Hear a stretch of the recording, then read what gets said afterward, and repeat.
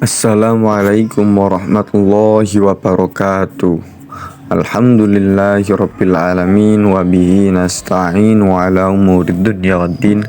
Wassalatu wassalamu ala asyrafil anbiya'i wal mursalin sayyidina Muhammadin wa ala alihi wa sahbihi ajma'in. Amma ba'du. Perkenalkan, kami dari kelompok 10 akan mempresentasikan hasil kerja kelompok kami yang berjudul Perencanaan Kurikulum. Sebelumnya, persilakan saya untuk memperkenalkan kelompok kami. Yang pertama, Ahmad Fatoni. Yang kedua, Nadia Helia Anwar. Yang ketiga, Nurdinil Islami. Yang keempat, saya sendiri, Ahmad Mauludin Ilham Khairani. A. Prinsip-prinsip perencanaan kurikulum. Secara umum, sebuah perencanaan kurikulum yang realitas disusun berdasarkan prinsip-prinsip berikut. Prinsip 1. Perencanaan kurikulum berkenaan dengan pengalaman-pengalaman para siswa. Prinsip 2. Perencanaan kurikulum dibuat berdasarkan berbagai keputusan tentang konten dan proses. Prinsip 3. Perencanaan kurikulum yang mengandung keputusan-keputusan tentang berbagai isu dan topik. Prinsip 4. Perencanaan kurikulum melibatkan banyak kelompok. Prinsip 5. Perencanaan kurikulum dilaksanakan pada berbagai tingkatan atau level. Prinsip 6. Perencanaan kurikulum adalah sebuah proses yang berkelanjutan. B. Karakteristik perencanaan kurikulum. Dalam perencanaan kurikulum, terdapat beberapa aspek yang harus diperhatikan. Aspek-aspek yang menjadi karakteristik perencanaan kurikulum tersebut adalah sebagai berikut. 1.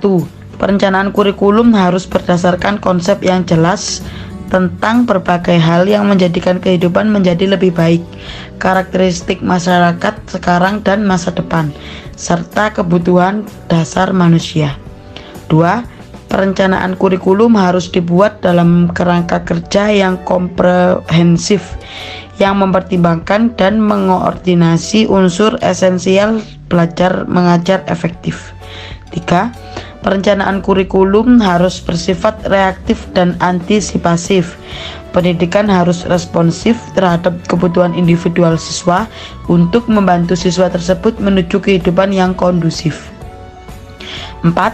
Tujuan-tujuan pendidikan harus meliputi rentang yang luas akan kebutuhan dan minat yang berkenaan dengan individu dan masyarakat. 5. Rumusan berbagai tujuan pendekatan harus diperjelas dengan ilustrasi konkret agar dapat digunakan dalam pengembangan rencana kurikulum yang spesifik. Jika tidak, persepsi yang muncul kurang jelas dan kontradiktif. C. Kerangka kerja perencanaan kurikulum. Dalam perencanaan kurikulum diperlukan adanya kerangka kerja umum. Agar perencanaan kurikulum tersebut tersusun secara sistematis dan terorganisasi, kerangka kerja perencanaan kurikulum dapat diuraikan sebagai berikut. Yang pertama, fondasi. Yang kedua, tujuan. Yang ketiga, general objectives. Yang keempat, decision screen. Yang kelima, komponen perencanaan kurikulum. Penjelasan yang pertama yaitu fondasi. Pendidikan berdasarkan 3 daerah fondasi yang luas, yaitu filsafat, sosiologi, dan psikologi yang berhubungan dengan kebutuhan individu maupun masyarakat. Perencanaan kurikulum berhubungan dengan fokus spesifik dari subjek daerah fondasi tersebut. Penjelasan yang kedua yaitu tujuan, goals. Area yang paling luas dari kerangka kerja kurikulum adalah definisi tujuan pendidikan secara menyeluruh. Berdasarkan 3 daerah fondasi tadi, tujuan umum menyajikan tujuan purpose yang dikembangkan pada berbagai jenjang wilayah, yaitu nasional, provinsi, kabupaten atau kota madya, dan masyarakat luas. Penjelasan yang ketiga, general objectives. Tujuan umum menyajikan berbagai tujuan yang mengalihkan kegiatan belajar mengajar sejalan dengan tingkat perkembangan siswa dari anak-anak sampai dewasa, sehingga program pendidikan pun sejalan dengan tingkat perkembangan siswa tersebut. Penjelasan yang keempat, decision screen. Guru atau pihak perencana kurikulum perlu mempertimbangkan 5 daerah yang akan mempengaruhi keputusan decision, yaitu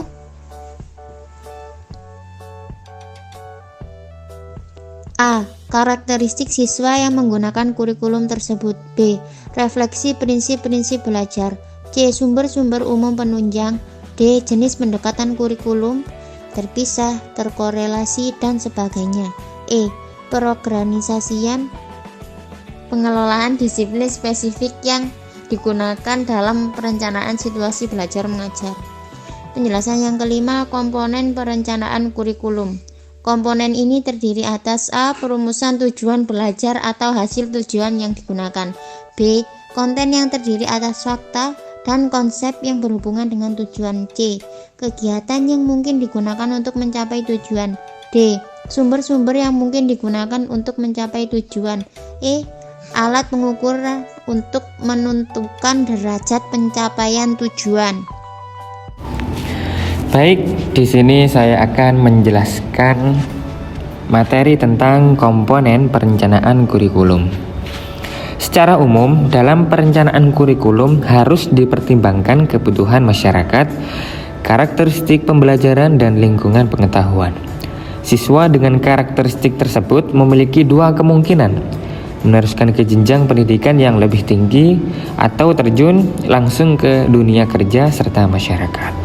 Oleh karena itu, pengelolaan komponen perencanaan kurikulum harus memperhatikan yang pertama, faktor tujuan, kemudian konten, kemudian kegiatan atau aktivitas, kemudian sumber yang digunakan, dan instrumen evaluasi atau pengukuran. Bagi yang pertama yaitu tujuan. Perumusan tujuan belajar perlu sebagan untuk meningkatkan kemampuan siswa sebagai anggota masyarakat dalam mengadakan hubungan timbal balik dengan lingkungan sosial, budaya, dan alam di sekitarnya. Untuk mencapai tujuan tersebut, penyelenggara sekolah berpedoman sekolah pada tujuan pendidikan nasional. Kemudian implikasi tujuan adalah antara lain yaitu suatu pengertian tentang arah bagi setiap orang yang tertarik dengan proses pendidikan seperti siswa, guru, administrator, orang tua, dan sebagainya. Kemudian implikasi yang selanjutnya yaitu basis perencanaan kurikulum yang rasional dan logis. Kemudian yang terakhir memberikan suatu bisnis untuk penilaian siswa. Kemudian yang kedua, konten.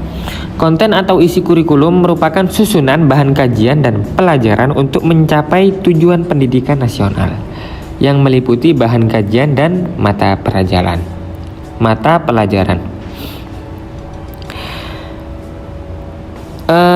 Dalam konten terdapat kriteria yang perlu diperhatikan dalam pemilihan isi kurikulum, yakni antara lain yang pertama signifikansi, kemudian validitas, kemudian relevansi sosial, kemudian utility atau kegunaan, yang selanjutnya learnability atau kemampuan untuk dipelajari, kemudian yang terakhir yaitu minat.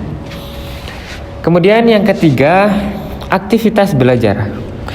Aktivitas belajar dapat didefinisikan sebagai berbagai aktivitas yang diberikan pada pembelajaran dalam situasi belajar mengajar. Berkaitan dengan aktivitas belajar, harus diperhatikan pula strategi belajar mengajar yang efektif yang dapat dikelompokkan sebagai berikut. Yang pertama yaitu pengajaran ekspositori, kemudian pengajaran interaktif, kemudian pengajaran atau diskusi kelompok kecil, kemudian pengajaran inquiry atau pemecahan masalah, kemudian yang terakhir strategi belajar mengajar yang lainnya. Kemudian yang selanjutnya yakni sumber. Sumber yang dapat digunakan untuk mencapai tujuan pendidikan tersebut antara lain: yang pertama yakni buku dan bahan tercetak. Kemudian yang kedua perangkat lunak atau komputer. Kemudian yang ketiga film dan kaset video. Yang selanjutnya kaset. Yang selanjutnya televisi dan proyektor. Kemudian bisa CD-ROM interaktif dan masih banyak lagi di antara lainnya. Kemudian yang terakhir yakni evaluasi. Evaluasi atau penilaian dilakukan secara bertahap, berkesinambungan dan bersifat terbuka. Dari evaluasi ini diperoleh keterangan mengenai kegiatan dan kemajuan belajar siswa dan pelaksanakan kurikulum oleh guru dan tenaga kependidikan lainnya. Dalam pelaksanaan evaluasi ini terdapat banyak instrumen pengukuran yang dapat dipergunakan oleh pendidik. Antara lain yaitu yang pertama tes standar, kemudian tes buatan guru, kemudian sampel hasil karya, kemudian tes lisan, dan yang terakhir observasi sistematis. Sekian presentasi dari kelompok kami. Apabila ada salah kata mohon dimaafkan. Terima kasih. Wassalamualaikum warahmatullahi wabarakatuh.